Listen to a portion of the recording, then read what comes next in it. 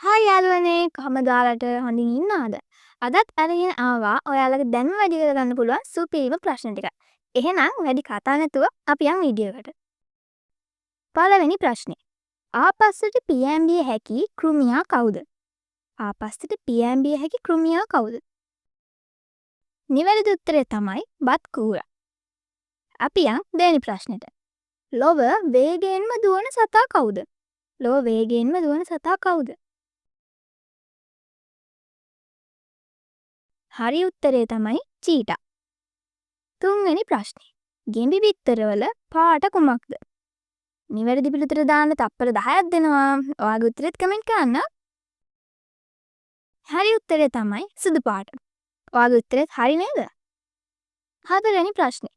කළුගඟ මුහුදට වැටෙන ප්‍රදේශය.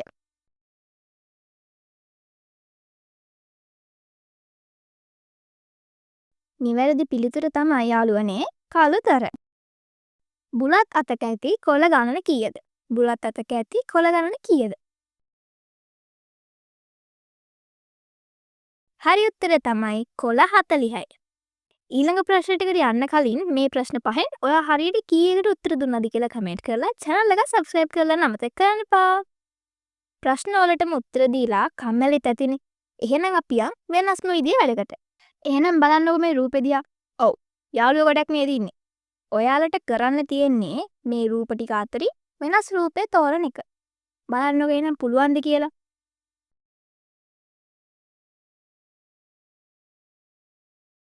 වෙලාව ඉවරයි. වෙනස් රූපය තමයි පළවෙනි එක. බලන්නකො එයාගේ මහේ සුදු පාට රවුමක් නෑ නේද? අපි අනිත් එකට. මේක නම් ටිකක් අමාරුයි. බලන්නකො වෙනස් රූපය හොයාගන්න පුළුවන්ද කියලා.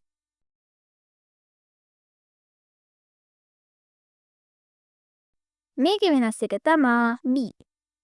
බලන්නකො එයාගේ වරලේ කළු පාට කෑල්ල නෑ නේද? ඒක හොයාගන්න පුළුවන් වුණා නම් ඔයත් සුපිරි වැඩක් තමයි.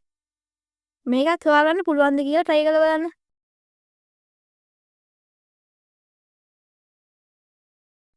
මේක නම් හරි උත්තරේ මම කියන්නේ. හරි උත්තරේ හොයාගත්තා නම් කමෙන්ට් එකක් දාගන්න.